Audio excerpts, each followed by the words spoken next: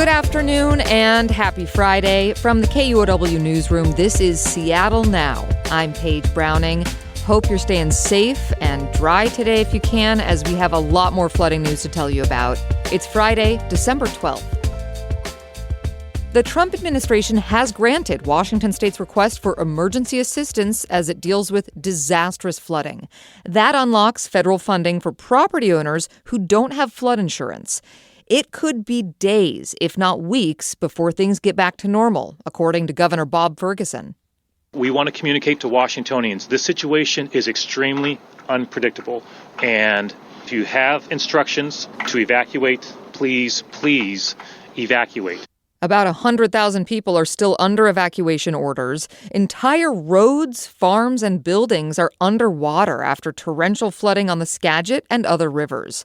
Robert Ezell is director of the state's Emergency Management Division, and he says rivers are expected to remain high for days.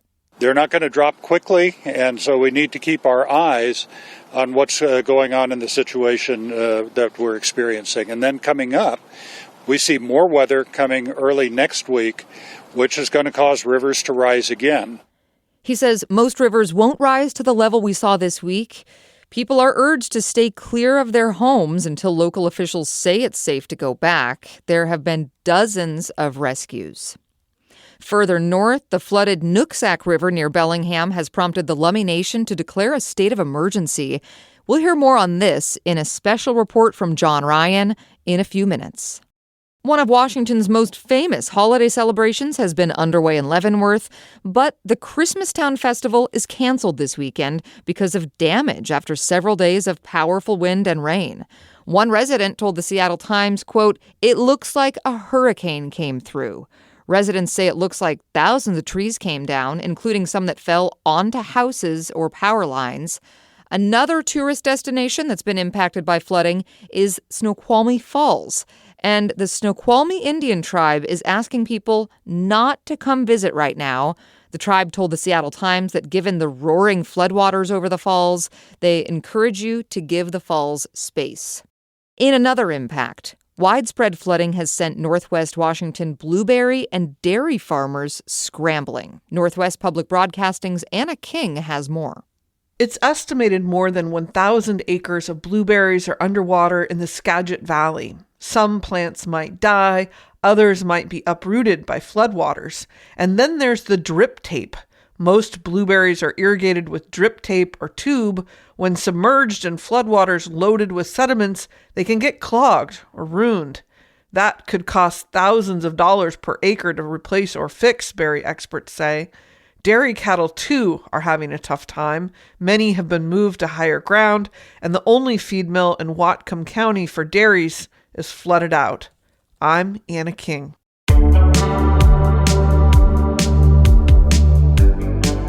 As the Trump administration granted Washington some help from FEMA today, another FEMA action happened in court. A federal judge has ordered the Trump administration to keep funding natural disaster infrastructure projects.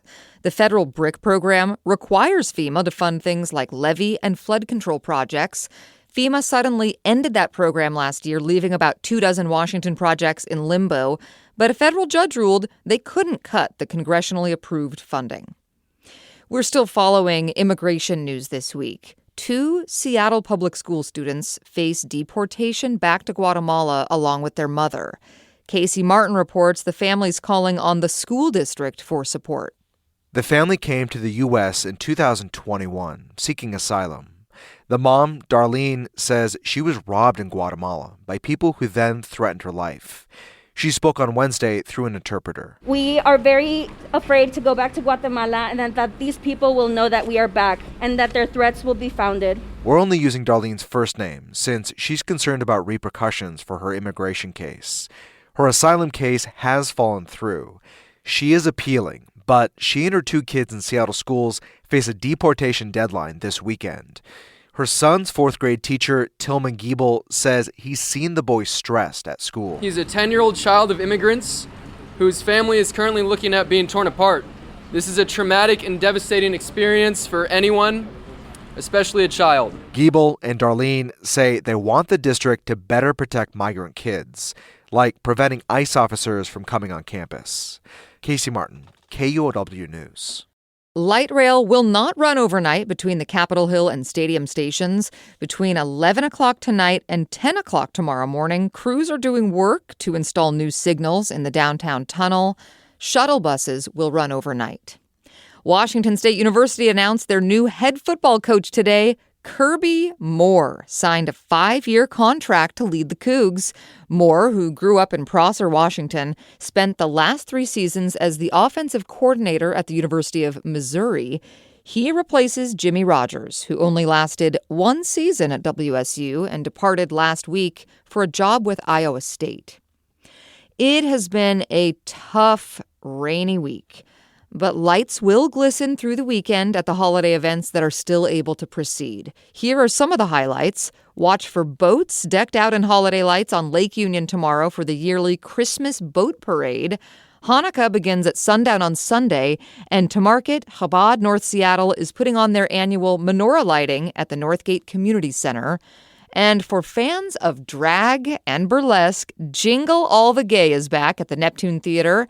And Betty Wedder's Blue Christmas is at the Clock Out Lounge this weekend. Now, our feature story today. In Whatcom County, floodwaters from the Nooksack River have caused widespread damage and evacuations. As of Thursday night, 3 main access roads from the Lummi Reservation near Ferndale were cut off. John Ryan reports.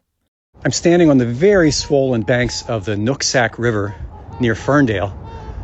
A flock of trumpeter swans is enjoying the swollen water, but the river is blocking Slater Road. That is the main access road to the Lummi Reservation. 4 years ago, the reservation was completely cut off from the outside world by floodwaters. The medical clinic ended up boating its staffers in so they could keep the clinic open. This year, the access has not been cut off entirely, but there's more rain in the forecast, and it's likely that this flooding event isn't over yet.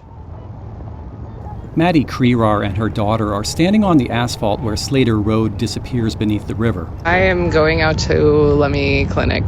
You have an appointment there? Yeah. Crerar says she doesn't know how she'll get to her appointment. There is a log over the roadway. There's lots of water. But she's not too flustered by having to figure out a detour. I guess I'm just more concerned with people in the community getting the resources and help that they need right now. Retiree John Duesberg of Ferndale often goes for walks here, but not today. It's my favorite trail that I walk 5 days a week. It's just a beautiful area, but right now it's just inundated with water.